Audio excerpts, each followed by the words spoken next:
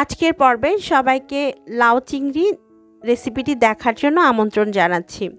আজকে করে দেখাবো অল্প তেল মশলায় কিভাবে মজা করে লাউ চিংড়ি রান্না করবেন। এই রান্নাটা করতে মশলার পরিমাণ খুবই অল্প ব্যবহার করেছি আর তেলের পরিমাণও খুব অল্প ব্যবহার করেছি। চলুন দেখে নিই পুরো রেসিপিটি। এর জন্য লাগবে আমাদের একটা কচি লাউ। কচি লাউ হলে এই রান্নাটা খেতে বেশি মজার হয়। তো আমি এখানে একটা কচি লাউ নিয়েছি। এখন লাউটাকে আমি মাছ বরাবর কেটে নিব।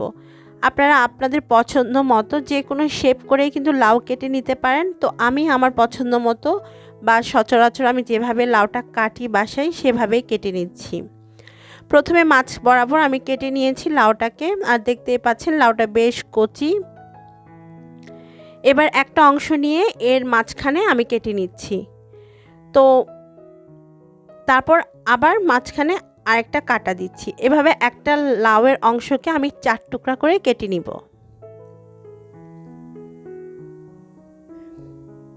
এখন একটা ভেজিটেবল পিলার দিয়ে এর খোসাটাকে ছাড়িয়ে নিতে হবে। যেহেতু কচি লাউ ছিল তাই এর খোসাটা খুব সহজে কিন্তু পিল করা যাচ্ছে। আর এই খোসাটা আপনারা ফেলে না দিয়ে চাইলে আলু দিয়ে চিকন করে ভাজি করতে পারেন, কিংবা চিংড়ি মাছ দিয়ে ভর্তাও করে খেতে পারেন। দারুণ টেস্টি হয় এই ভর্তাটা।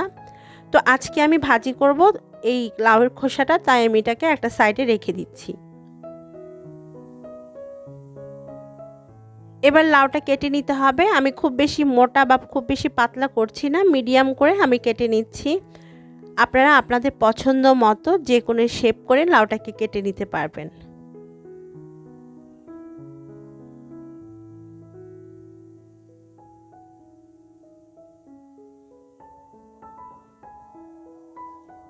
এভাবে সম্পূর্ণ লাউ আমি কেটে নিব। এখানে সম্পূর্ণটা লাউ আমি কেটে নিয়েছি। আর এখন এই লাউয়ের টুকরাগুলোকে ভালোভাবে ধুয়ে পানি ঝরিয়ে নিব। এরপর চুলায় চলে এসেছি রান্নার জন্য। চুলায় আমি একটা প্যানে 2 টেবিল চামচ রান্নার তেল দিয়ে দিচ্ছি। এর চাইতে বেশি তেল আর দিব না। এবার এর মধ্যে দিয়ে দিব আমি পেঁয়াজ কুচি। আমি দিচ্ছি একটা ছোট সাইজের পেঁয়াজ কুচি। এখন তেলের মধ্যে পেঁয়াজটাকে ভালোভাবে ভেজে নিতে হবে। চুলার আঁচটা মিডিয়ামে আছে।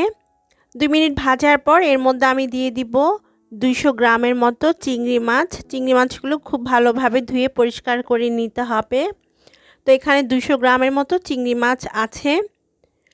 এবার চিংড়ি মাছটা আমি তেল আর পেঁয়াজের সাথে 2 মিনিটের জন্য ভাজবো। চিংড়ি মাছ খুব বেশিক্ষণ ভাজা যাবে না, বেশি ভাজলে চিংড়ি মাছটা শক্ত হয়ে যায়, অনেকটা রাবারের মতো।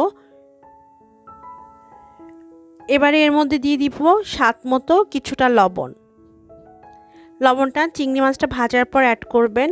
এরপর আমি এর মধ্যে দিয়ে দিচ্ছি হাফ চা চামচ হলুদের গুঁড়া, সামান্য একটু কোয়ার্টার চা চামচ নিয়েছি লাল মরিচের গুঁড়া, আর হাফ চা চামচ দিয়ে দিচ্ছি ধনে গুঁড়া।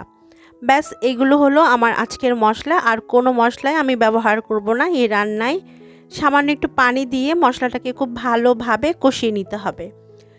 এত অল্প মশলা দিয়েও দেখবেন এই রান্নাটা খেতে ভীষণ সুস্বাদু হবে আর সবাই অনেক প্রশংসা করবে আপনার।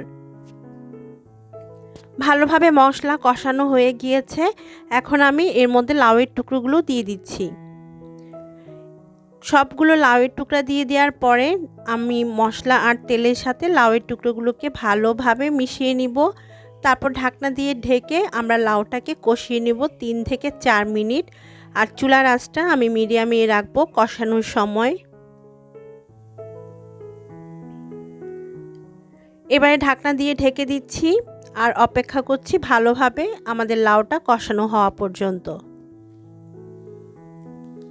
5 মিনিট কষানোর পর ঢাকনাটা খুলে নিয়েছি। দেখতে পাচ্ছেন লাউ থেকে বেশ খানিকটা পানি বের হয়েছে। তো এখানে আমাদের খুব বেশি পানি দেওয়ার দরকার নেই, কারণ লাউ থেকে যে পানিটা বের হয় সেই পানি দিয়েই কিন্তু লাউ সেদ্ধ হয়ে যাবে যদি আপনার লাউটা কচি হয়ে থাকে। তাও আমি এখানে হাফ কাপের মতো পানি দিচ্ছি। এবার খুব ভালোভাবে সব কিছু মিশিয়ে ঢাকনা দিয়ে ঢেকে রান্না করব যতক্ষণ না লাউটা পুরোপুরি সেদ্ধ হচ্ছে আর পানিও খানিকটা শুকিয়ে যাচ্ছে। প্রায় 10-12 মিনিট রান্না করে নিয়েছি আর দেখতে পাচ্ছেন আমাদের রান্না একদম কমপ্লিট। আমাদের লাউ সেদ্ধ হয়ে গিয়েছে আর ঝোলটাও কমে গিয়েছে। এবার এর মতো 4-5টা কাঁচা মরিচ আর পরিমাণ মতো ধনেপাতা দিয়ে আমি ঢেকে রেখে দিব 5 মিনিটের মতো চুলাতে। আর চুলাটা আমি বন্ধ করে দিয়েছি এখন। এই 5 মিনিটে ধনেপাতার ঘ্রাণ খুব সুন্দরভাবে তরকারির মধ্যে অ্যাবজর্ব হয়ে যাবে। তারপর আমি আপনাদেরকে তরকারিটা একটা সার্ভিং ডিশে সার্ভ করে দেখাবো।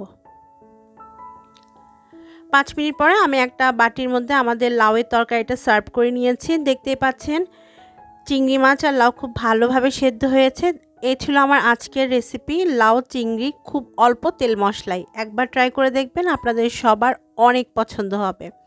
বিদায় নিচ্ছি, সবাই ভালো থাকবেন। আল্লাহ হাফেজ।